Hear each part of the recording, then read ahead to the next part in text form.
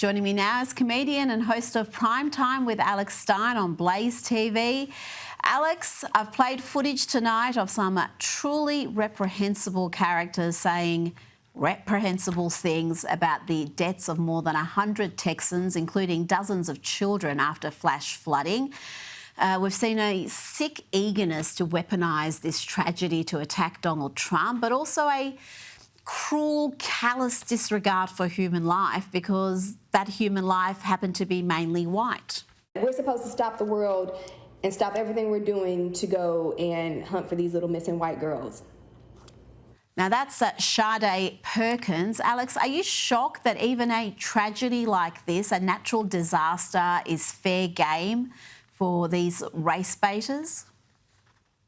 I cannot believe it. I mean, honestly, I am here in Dallas, Texas, and Janie Hunt, a 9-year-old who tragically passed away in the flooding, her father and I went to school together at Highland Park, and she actually still lives in Highland Park and, would be going to the same school that I would be going to. And it's just absolutely sick to see a young 9-year-old girl die like this and, the pain that it's caused and the hurt that, their family is going through. And to say that it's some sort of racial thing and that shouldn't be helped because they're white, like that's how sick and twisted some people are. And I mean, the victimhood mentality that a person like that could have by them claiming to be a victim, basically, when these tragic children all passed away in a horrific, matter.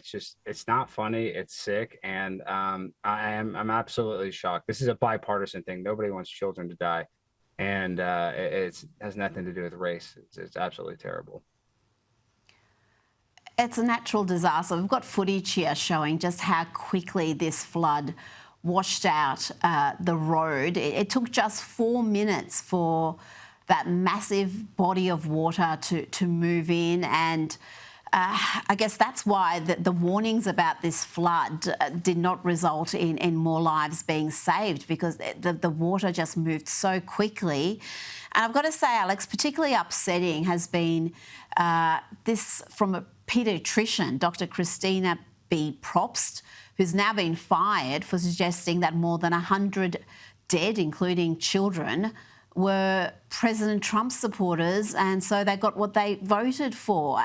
Again, Alex, a paediatrician in Houston, Texas, for them to post this so boldly, it just shows you how divorced from reality, divorced from decency some have become. No, it's incredibly callous. And this camp had been there it's going on its 100th year. It's had 99 camp sessions, I believe. And so this is unpredictable. They knew, the National Weather Service gave them warning, but there is no warning to know that in 90 minutes there's going to be, 12 feet of water immediately. So this is just a natural disaster that is absolutely horrible.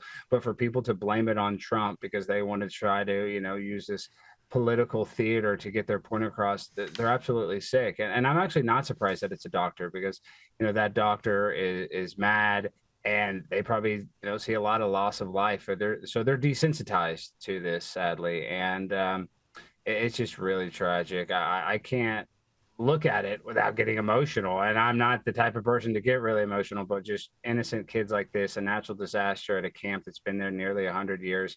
Nobody could have predicted this. And, like I said, I'm friends with the family. They would never put their kids in harm's way whatsoever. And this was not a dangerous place, just a horrible, horrible, horrible, tragic, event. Yeah.